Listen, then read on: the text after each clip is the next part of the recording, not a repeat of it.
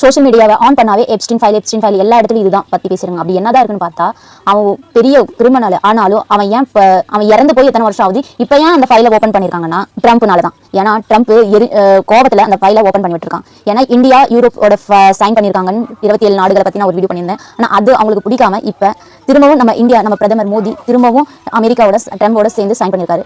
பயத்தினாலன்னு சில பேர் சொல்றாங்க இந்த எப்ஸ்டின் ஃபைல் வந்ததுனால. அப்படி என்னதான் எப்ஸ்டின் ஃபைல்னு பார்த்தா சின்ன குழந்தைங்களோட பொண்ணு அவங்கள சாப்பிட்றதும் 6 வயசு பொண்ணுங்களை கொண்டு வந்து அவங்களைய செக்ஷுவல் டார்ச்சர் பண்ணி அவங்களுக்கு குழந்தை பிறகு வச்சு அதை சாப்பிட்றது, இந்த மாதிரி நிறைய இதில் யார் நிறைய பில்கட்ஸ் அம்பானி இவங்க எல்லாருமே இன்வால்வ்.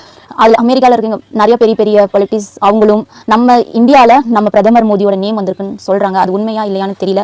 பட் இது உண்மைன்னு நிறைய நியூஸில் பார்த்துருக்கேன். அதனால தான் ஒரு கொஸ்டின் மார்க் என்னன்னா, பிரதமர் ஃபர்ஸ்ட் நம்ம யூரோப்போட சைன் பண்ண அந்த டீலை கேன்சல் பண்ணிட்டு ட்ரம்ப் பயன்படுத்தினால அவர் திரும்பவும் அந்த சைன் பண்ணி நம்ப வச்சுட்டாங்க. நானும் இந்த கேஸில் இன்வால்வ்னு சொல்லி எப்ஸ்டின் ஃபைலில் இந்த மாதிரி நிறைய நியூஸ் வந்துட்டு இருக்கு. நீங்கள் இதை பற்றிலாம் என்ன நினைக்கிறீங்கன்னு கமெண்ட்ல சொல்லுங்க.